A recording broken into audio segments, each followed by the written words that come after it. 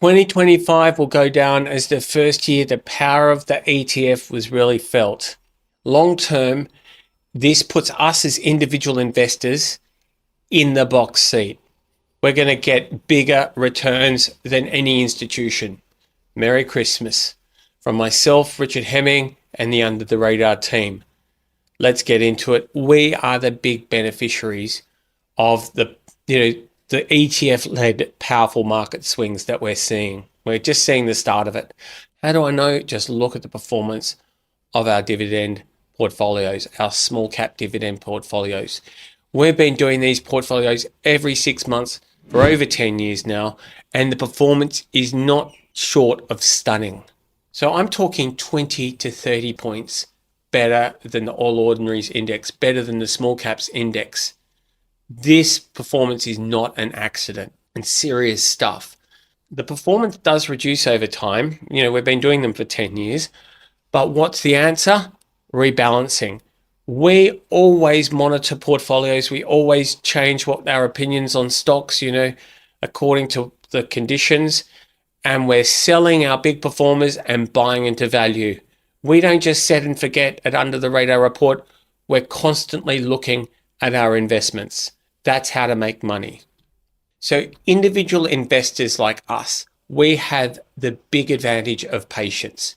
We have the big weapon that institutions don't have, being mark to market every 3 months. We can sit through the cycles.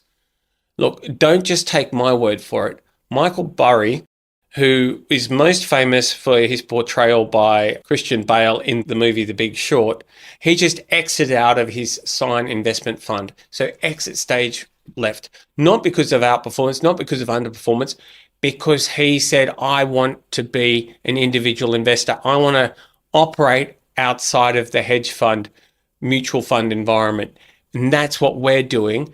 We can be like Michael Burry, and we can exercise the patience he wants to exercise now. We can make that kind of money. Sure, invest in ETFs, but it's also essential that you harness the power of small caps. That is essential to making money because of the operating leverage in this space that isn't available anywhere else. But now for the Christmas treat. 3 AI tips and 3 AI small caps. So what's tip 1? We're not going to be replaced by AI, but it is essential that you are better than the next person at operating AI to improve your productivity. That's for sure. Tip 2, it's all about the prompts. AI is all about the prompts. The better inputs leads to better outputs. It's obvious, but you need to remember that. Work on your prompts. Tip 3, you need to edit the response. It needs qualification. Otherwise, it's processed food. You can supersize all you like, but it's going to be processed food unless you edit the response. So let's get to the stocks. Appen, APX. This is an AI specialist that is going to be in more and more demand from China. Basically, it's really well positioned to benefit from the factors of AI oversight that I'm talking about with its army of human contractors. So this company has ambitious earnings forecasts. I don't deny it. 20% revenue growth over the next few years, 10% operating earnings margins. They are ambitious.